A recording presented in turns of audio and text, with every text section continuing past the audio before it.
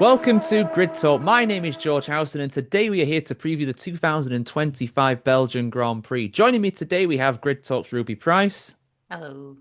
and Monkey Seats Tom Horrocks. Hiya. So let's dive into our upcoming Spa weekend. We are back after a 3-week break for the Belgian Grand Prix, one of the jewels in the crown of the Formula One calendar, in my opinion, without a doubt. So many classic moments here at Spa over the years. It's one of the original venues in Formula One, having hosted the sport ever since its inception, on and off since 1950. But Ruby, what are your main memories of Spa over the years in Formula One?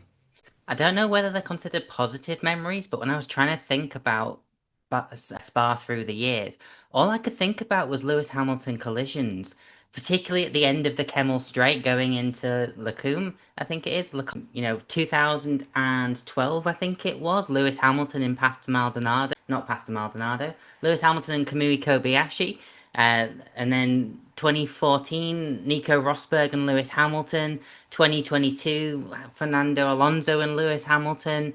Like, does Lewis have some magnets in his car specifically that get turned on as he's going down that Kemmel Straight? Because it's just throughout history, he just seems to have collisions here. But, it's one of those brilliant circuits that does generally produce great racing as well. But that one particular section of the circuit just seems to be a magnet for Hamilton crashes, and that's all I can think of whenever I'm trying to think about Spa. It's like, please, for the love of God, Lewis, do not go into this weekend and, crash with someone else, because I'll start getting worried about the future of Spa races. It's interesting how you remember that. I generally forgot about some of those. But yeah, the Alonso one a few years back was genuinely funny because the Alonso's race message just like, what an idiot. This guy can only win from the front, despite Hamilton winning more races from outside of the front row than Fernando Alonso has in his entire career. But we'll not dwell on that. We covered that at the time. Uh, but but Tom, like I said, this is a track that has hosted the Belgian Grand Prix ever since 1985. We had the years at Zolder and places like that, but it goes all the way back to the 50s, all the way back to the 20s. If you go back to the days before Formula One was a thing as well, this is a track that is truly unique in Formula One. It's such a long circuit in a really unique part of the world as well. And yeah, just what are your main memories from this track over the years? Hopefully, not as many crashes. Well, ironically, the first and most memorable thing I remember from the Belgian Grand Prix is those iconic words of Mara Walker. Oh God, Schumacher hits David Coulthard and is out. 1998, that just lives rent free in my brain forever. And then what happened after that? Just that entire Grand Prix weekend. I remember coming home I was working at a pub at the time. Definitely wasn't under 18, but there we go. And it was just coming home. And I was like, oh, who won the race? I haven't watched it yet. And then my mum and dad saying it's still going on. It's like, how is it still going on? It's like 4 hours late. And then just seeing the last 5 laps and seeing Damon Hill win.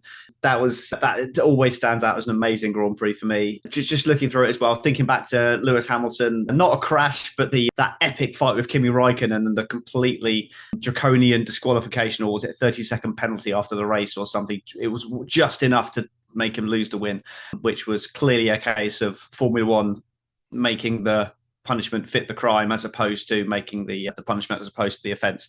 So things like that always remind me. Then you got the crash at the start with Grosjean causing the crash and all those memories. It's the problem is I found with Belgium in recent years, and almost the last sort of 10, 15 years, it does seem to need something to make it work. It's an amazing circuit. It's very much like Monaco, an amazing circuit, but doesn't tend to lend itself to amazing races nowadays unless something happens to cause it. So I think if you have races, burning hot sunshine, no external factors that are going to affect the racing, generally it doesn't tend to produce the racing that we're used to.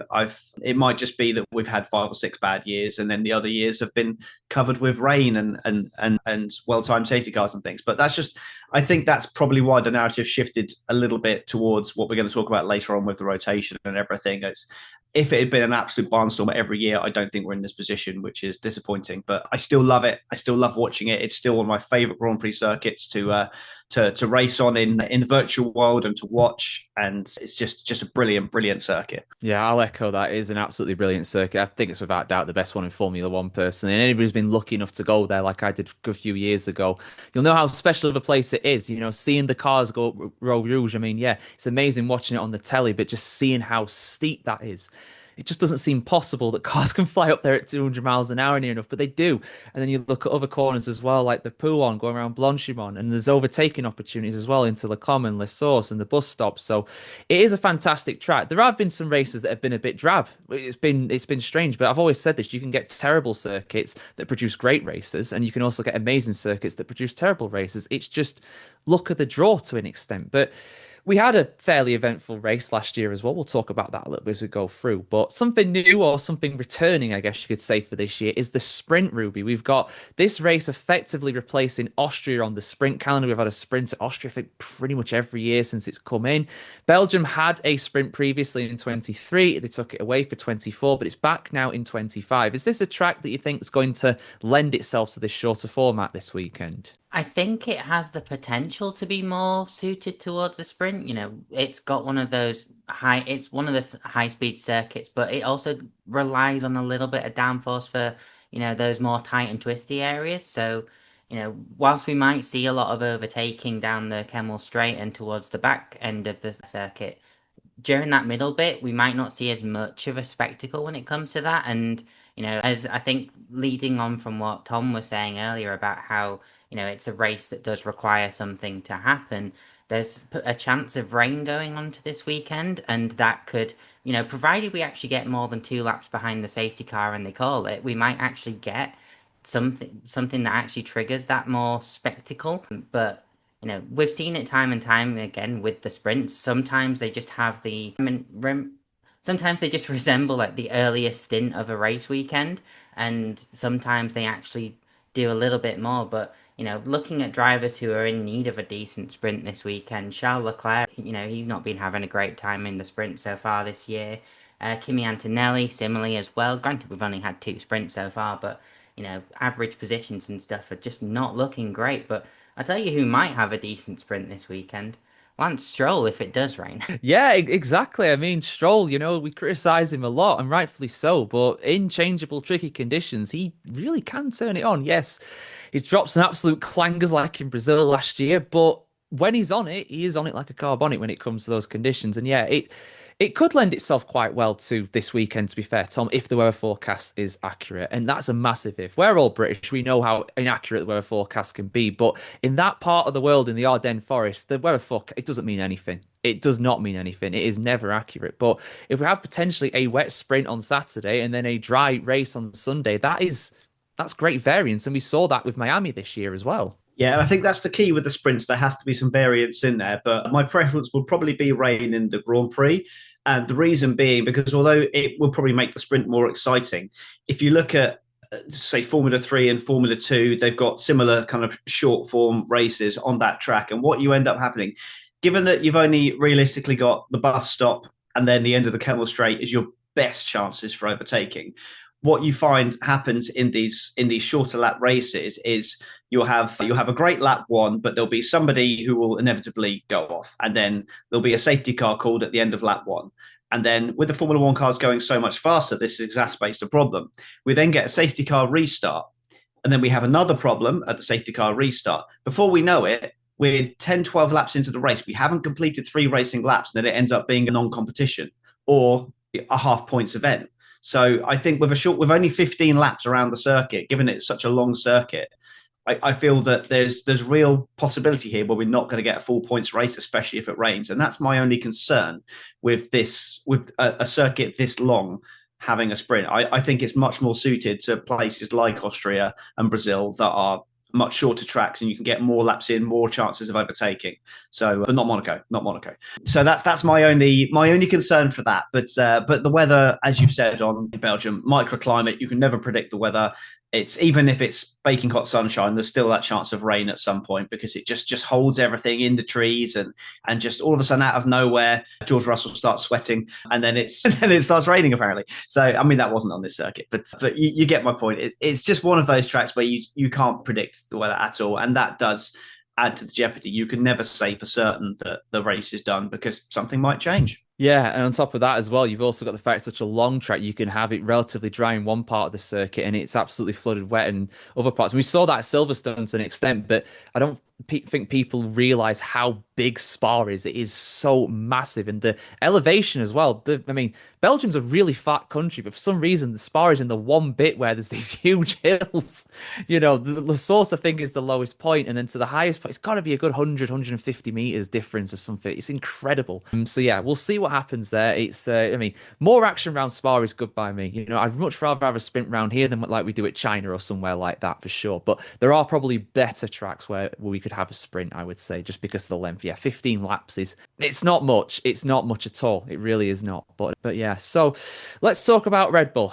We already covered this with an emergency show, a kind of breaking news show through the break. Obviously, you guys have been living under a rock, obviously, who have somehow not heard. Christian Horner has, of course, been, some say resigned, some say sacked, whatever. He's left Red Bull. They have got a new team principal in the form of Lauren Mekies, who, of course, was the team principal at Racing Bulls until very recently. Red Bull, quite literally, going into this weekend for the first time in a Formula One weekend without Christian Horner as their team principal. He was there since the start in 2005, 20 years ago. How are they going to get on this weekend, Ruby? Because it's very much a bit of chaos around the scenes again from this team. Can Mekies steady the ship? How is Verstappen going to be getting on? How is Tsunoda going to be getting on? What's he going to be thinking coming into this weekend? I mean, I think Tsunoda's going to be thinking, can I get P19? It's a really lofty ambition for him, but based on the recent form of being last, both in qualifying and the race, on legitimate pace as well, I think it's worth adding. Like, it's not like, there was issues and things like that. Like, Yuki Tsunoda has just struggled recently and settled into accepting the back, which is not a position Red Bull want to be in. But yeah, Yuki Tsunoda, I think like it's potentially going to be another struggle for him. But with Lauren Mekies coming in, we might see big change at Red Bull. We've had a quiet period with a lot of time for them to be working on the cars. It's not been the summer shutdown, so they have been able to be working on that kind of thing. And, there's been a lot of work needed behind the scenes at Red Bull for one reason or another. Max Verstappen, you can never write him out. Maybe they'll go for 0-0 wings like they did in Silverstone, but, even with the threat of rain, they still did that in Silverstone.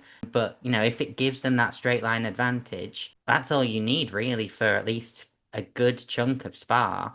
And then with how difficult it can be to pass in these cars, through other parts of the circuit where it can be a bit more single file, all you've got to do is keep it on the road. And Max Verstappen has shown before that, even with a tricky car, he can usually do that as long as it doesn't start raining, where we saw that there was no rear end to that Red Bull in Silverstone. As long as it doesn't start raining, he should be okay. But, you can't write out Red Bull regardless of what's going on. But I would be surprised to see them being the team that are like best of the rest behind McLaren this weekend. I would be surprised too. Yeah, I mean, Verstappen won here 3 times in the bounce between 21 and 23. It's effectively his local track. Of course, he does compete under a Dutch license, but he was born and I believe mostly raised in Belgium. This is effectively his local track. He knows it like the back of his hand, and he even won pretty much from the back in 22, I think it was. I know it was one of them 3 victories there. So he's very good round here. But yeah, be surprised if we see something like that this weekend. But yeah, how do you think Red Bull are going to get on this weekend as well, Tom? With obviously they've lost their leader in Christian Horner. It's another change behind the scenes. Maybe it's the change for good. People saying it was overdue. Some people saying it's just another symptom of more chaos from Red Bull. How are you thinking they're going to get on? Because yeah, Silverstone was a disaster by their standards.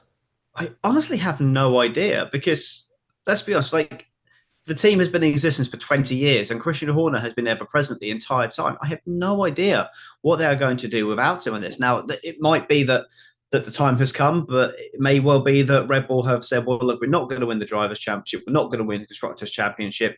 Let's give Mekies a good 6 months to get his feet under the table, figure stuff out, and then try again for next year. It might be an absolute disaster for the rest of the season. I mean, looking at the championship standings, the rumours of the clause in the contract where if Verstappen is 4th or lower, then he can leave come the summer break. I don't think that given that George Russell is the only one realistically able to pass him by then, I don't think George is going to be throwing everything at getting past Max Verstappen in the next couple of races, because it might end up him being out of a drive. So I think it's safe to say that Verstappen, at the point of the end of July, which is the rumoured of the cut-off point in the performance clause, is going to be third in the championship. So that for me means that he's likely to be at Red Bull next year, unless he's just says to them, look, I'm not going to race for you. Let's figure something out, which is always a possibility, but I don't think he'll go that far. The most logical thing for 26 for him is just to stay put and then see where the land lies, and then look to make a move in 27 if he still feels the need to do that. So I think they're probably just saying, well, for the rest, let's forget about the rest of the season now. Let's just get this team in a position where we can challenge in 26 and make sure that we got all our ducks in a row for that. But the difficulty is, like, Horner had so many fingers and so many pies. It's not going to be the work of a moment replacing that. And I don't think it's going to affect them massively race weekend to race weekend, because I think realistically, once we get to the track, all he really does is chair the meetings and talk to the media and talk the team up. He doesn't do an awful lot at the race weekends themselves. The strategy department will be completely self-sufficient. They'll just require guidance occasionally, and then decisions, which Mekies has every qualification to do that. Dealing with the press and that kind of stuff, again, Mekies is completely fine for that. It's more going to be the stuff away from the race team where it gets affected. So I guess what I'm thinking is probably, long term, I have no idea, but short term, I think they'll be absolutely fine. I think they will still continue to be an operationally sharp outfit. They'll continue to ruffle feathers and do some odd strategies here and there to try and be the obstructive team that they always are in that, and just surprise everyone. So I think they'll be fine. I think they'll still operate close to their capacity, but long term, we just don't know. It's going to be very interesting to find out what they do to combat that void that Christian Horner has left. Yeah, very interesting as well about that performance clause as well. If Josh Russell overtakes him in the championships and effectively gets himself replaced by Verstappen, that would be the ultimate shot in the foot. I won, but at what cost? It's like, I mean, it's all rumors, it's all reports. I've heard that if they go into the summer break in fourth in the constructors or lower, then he can leave. We don't know. We don't know. Thanos Russell, like Tom pointed out in a little chat there. Absolutely, yeah. That is. Don't tempt me, Tom. You know I love a go on Photoshop. I might well have to make that at some point. But yeah, if you're enjoying this discussion, guys, we'd really appreciate it if you could leave a 5-star review on either Spotify or Apple Podcasts as well. Also, if you're listening, you're not currently subscribed to our YouTube channel, head over to there and get subscribed as always. And yeah, if you go on social media, go to anywhere you can find the @ symbol. We are at Grid Talk UK as well. But yeah, I did mention that George Russell, he might have a good weekend this weekend. Of course, he did cross the line first here 12 months ago. Obviously did not win because he was disqualified. Covered that at the time in depth. But the main question really is, Ruby, can anybody challenge McLaren? Because consistently we're seeing it's relatively close in qualifying. I mean, they're getting poles pretty regularly, but the margins are not huge. But in the race, they are regularly gapping the entire field by 30 seconds at least. And you got to think that if they really wanted to, they could just keep pushing on. They probably just take it relatively easy towards the end. Can anybody challenge them this weekend, do you think? You are right, I think, in the sense that we should expect to see McLaren being the class of the field this weekend. This is a circuit that's going to play to their strengths, I think. But last year, as you mentioned, George Russell did cross the line first. Obviously was disqualified for having an underweight car, so you could read into that as to whether he actually should have been in that position in the first place. But there's some mitigating circumstance theories around that certain disqualification. But we did see Ferrari performing strongly here last season, and as I think you alluded to, they're bringing something of a Hail Mary upgrade to Spa this weekend, and I think that's kind of been Ferrari's season so far, bringing Hail Marys to the start of the season, bringing Hail Mary upgrades around Imola time, bringing Hail Mary upgrades, I think, around just before Austria as well, and now for Spa. So they'll talk them down as the weekend arrives. They'll be like, oh no, it's just a little bit on the front wing, something on the engine cover, but a bit of tempering of expectations. But Ferrari, I think, have every potential to perform strongly here, relatively strongly for how they've been performing this season so far. So maybe it will just be a case of being P3, potentially P2 if the McLarens come together. But Lewis Hamilton was within his rights to win here last year, granted in the Mercedes, but it's a circuit that, he goes strongly at when he's not crashing into other drivers, as I mentioned earlier in the podcast. Charles Leclerc has done well here as well. Got, I think, his first race win here when he passed Lewis Hamilton in 2019. Race weekend that didn't go well for Lewis Hamilton, you could argue, in that respect. But, the Ferraris have the potential. I think at least one of the Mercedes does, because this could be one of those weird weekends where their car just works. Potentially Montreal-esque. Like, George Russell gets pole, George Russell wins, but then does absolutely nothing when it comes to Hungary in the next race weekend.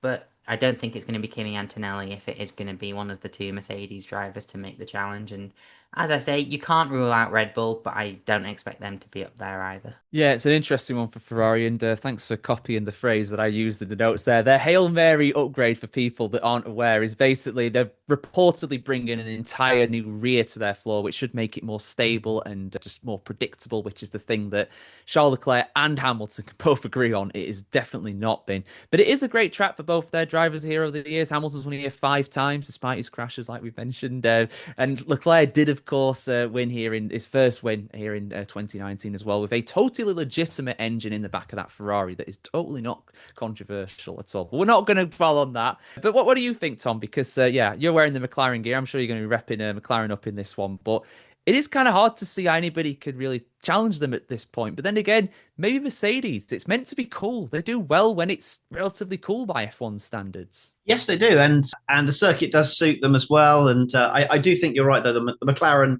given I think the weather conditions might be the saviour. If it's a dry race, I think it's a McLaren race. The tyre degradation is very high. We all know how well the McLaren deals with tyre degradation and just their overall pace since their Austria upgrade. They are now kind of. I debate to say that they're still not the quickest car in qualifying. That car definitely has some issues when it's right at the edge of performance, and other cars can get closer to the limit without having issues, which is why Lando struggled so much in the first part of the season. Oscar dealt with that a lot better, to his credit. But now they've got that extra edge in race conditions, I think that the qualifying is now they've just got to try and qualify as close to the front as possible without making mistakes, and then try and come through in the race, which if it's slightly cooler is going to favour the Mercedes team there. But Ferrari have won here more than any other team. Obviously, they've been in Formula One more than any other team, so you have to caveat it with that. But McLaren have won over a quarter of the races at this place in my lifetime, so that's nice. I was 12 times, I think, in the last since 1982. So I keep count because I love this race and I love McLaren, obviously. So historically, McLaren run well. Historically, so basically, apart from the last few years with Max Verstappen just dominating, apart from last year, obviously, it's not really been that great for Red Bull. But I think so. It's basically only good for Max Verstappen, which is Red Bull now as a team anyway. It's just a one-car team. So yeah, I think it's.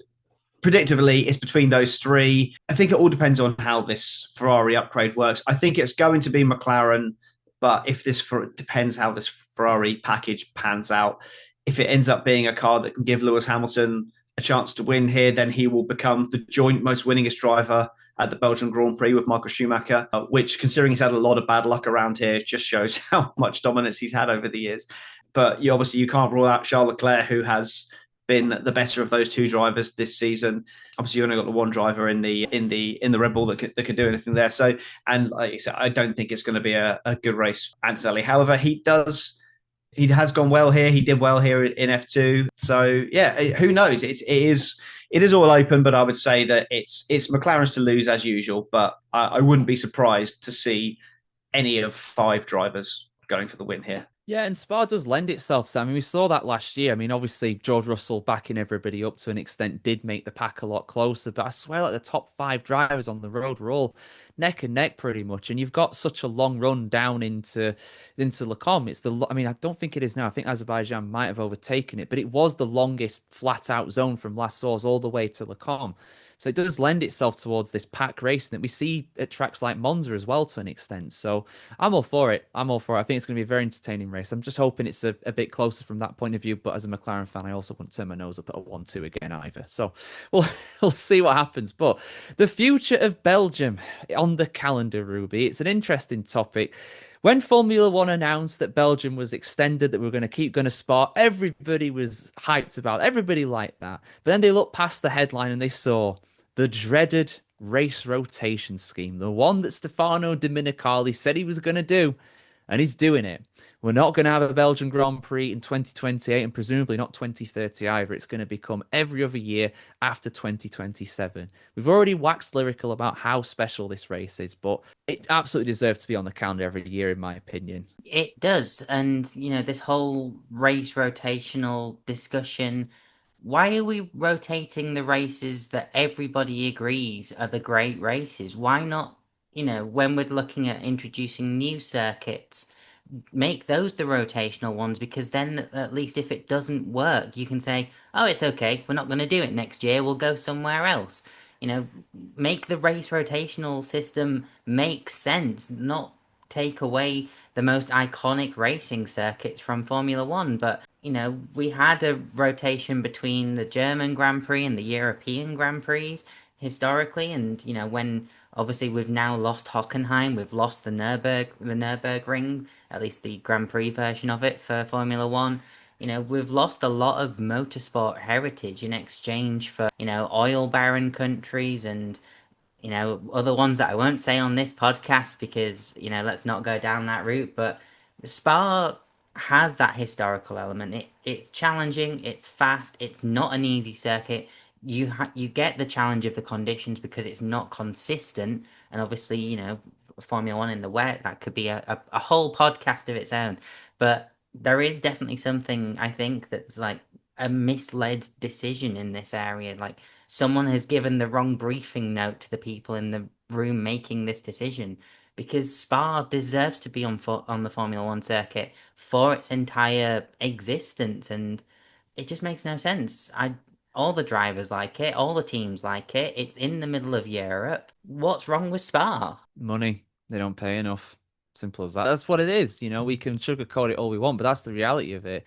We've lost Germany, we've lost France, we're losing Imola, we're losing the Netherlands. Going to kind of lose Belgium, at least on an annual basis anyway. I mean, Spa being under threat is nothing new. There were a good few years in the 2000s when they didn't run a race here because of safety upgrades and stuff like that. And there is questions around the safety of the circuit. That's never going to go away. We saw the farcical race well, not even a race, but the event in 2022. We obviously saw Hubert tragically pass away in 2019. It is a dangerous track, but they've made changes to it since then, Tom. And you felt after seeing that, after the changes they've made at Eau Rouge, you thought, all right, well, maybe it's going to be here for a long term. And it is, but not every year.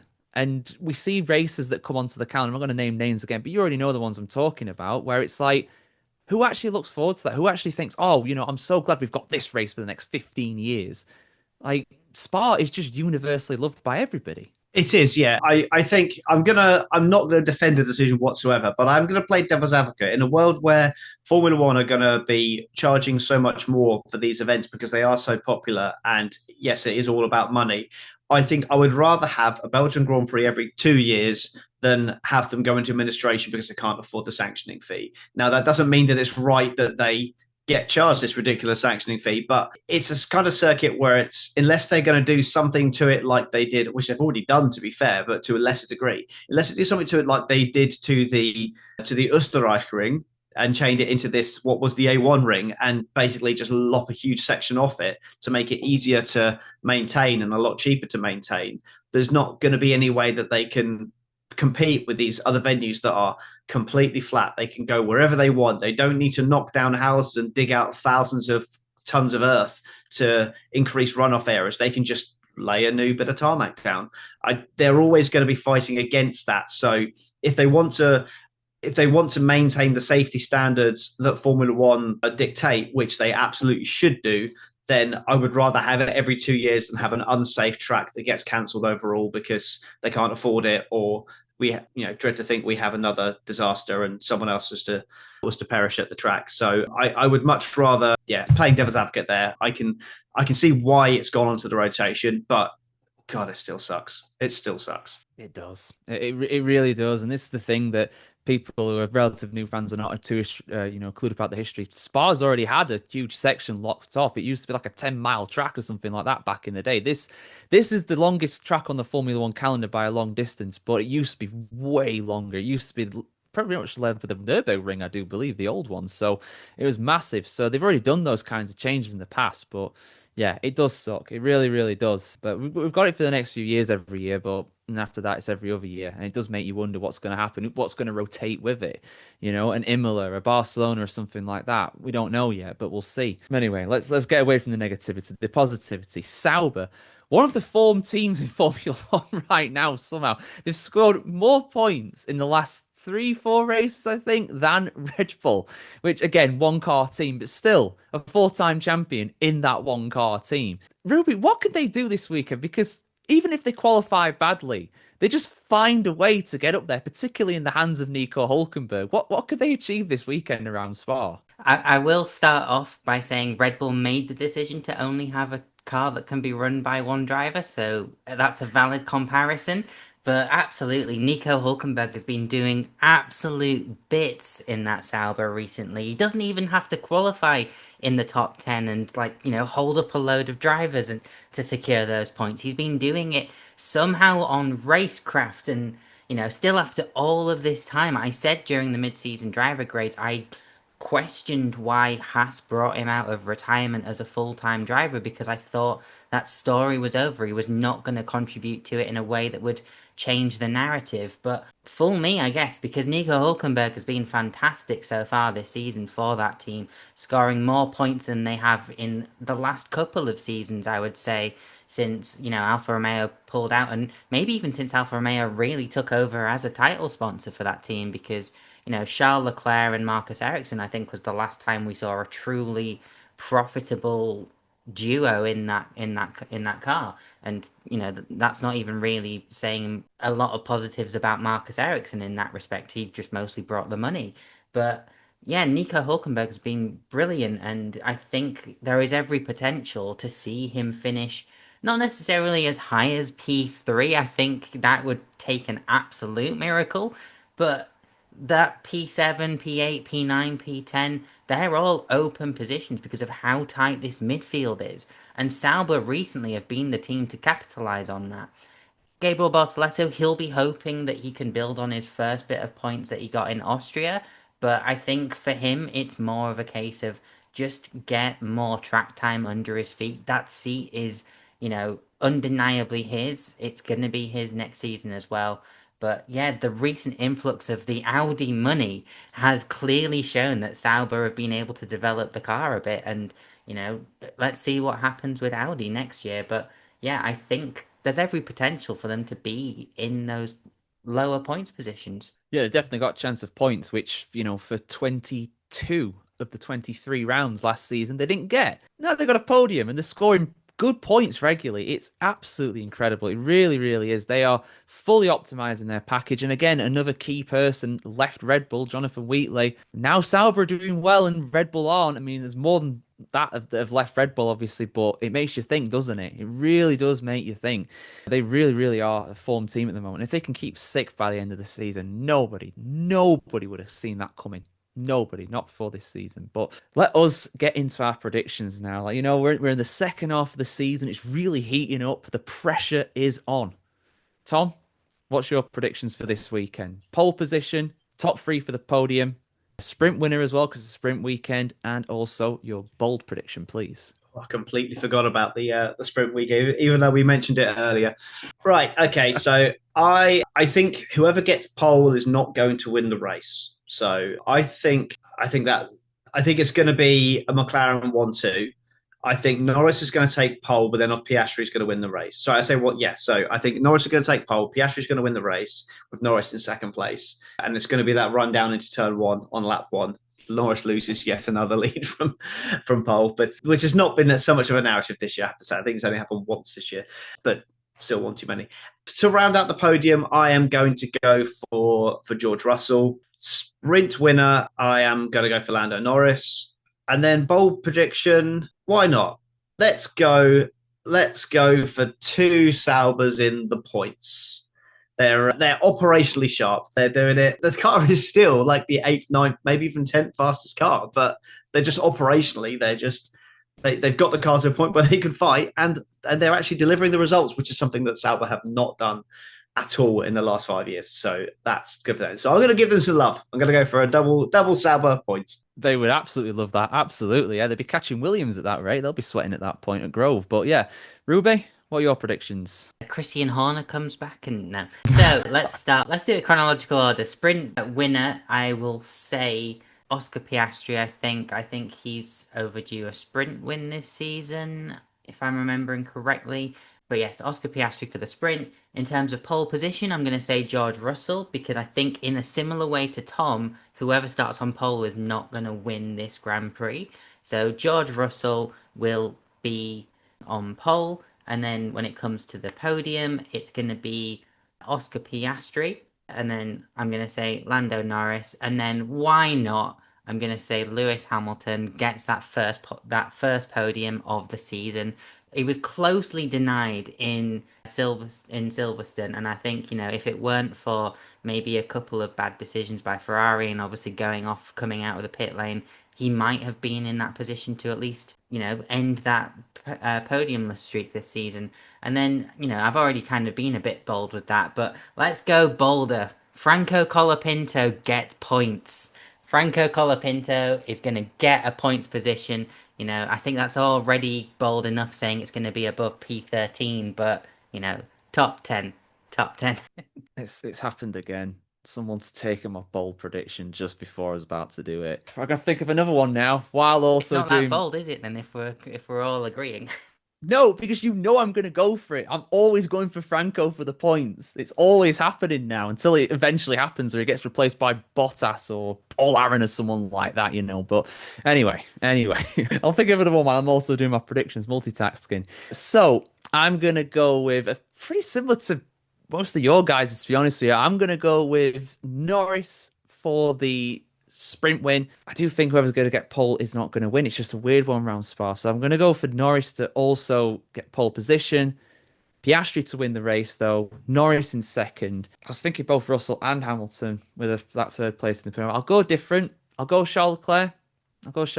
He has had a few podiums this year for Ferrari. Does do well around here as well. Got a podium last year, I think, as well, after the penalties all worked themselves out. Bold prediction. Not Colapinto for the points. We've gone for Sauber for a double points. What's kind of left, man? What's left? Let's think. You know what? Gasly's been doing really well at times in that absolute dog of an Alpine. So I'll back the other Alpine for a good point. So I'll go for him for, top 6. Let's do it. Gasly for top 6. Again, nothing really based on that other than just vibes, but we'll see. We'll see how we go. Tom, I mentioned in the intro that you are one half of the monkey seat duo. Who are they? And what do you guys do? That's what everyone always asks when we say monkey suit. Who are they? Yeah, myself and Carl, we just talk about F1 and just laugh about it. Basically, just no real insight. Just two mates having a laugh. So if you want a less professional version of Grid Talk, come along and listen to us. Yeah, Grid Talk's dirty cousin. Always good for entertainment. They always go out live streaming on YouTube, and there's always some kind of technical problem at some point as well. So it's always good for a laugh. Ruby, anything you want to plug? I mean, I'm just going to echo, it is a great laugh listening and watching Monkey Seat, particularly when Tom has headphone issues and Carl continues to talk to him, asking him questions, and he's like, all right, where are we at now? And then Carl's just waiting for an answer that's not going to come. But yes, if people want to hear more from me, they can find me on Instagram and Threads at Ruby Rose Price or on Blue Sky at Rubes. And I will also give a shout out to our Patreon podcast, Beyond the Grid Talk. I'm currently working on an edit for a very fun episode that we recorded the other day, which should hopefully be out soon. So catch that on patreon.com/Grid Talk UK. Boo, I was robbed. Boo. Spoiler alert, Tom. The hell, honestly.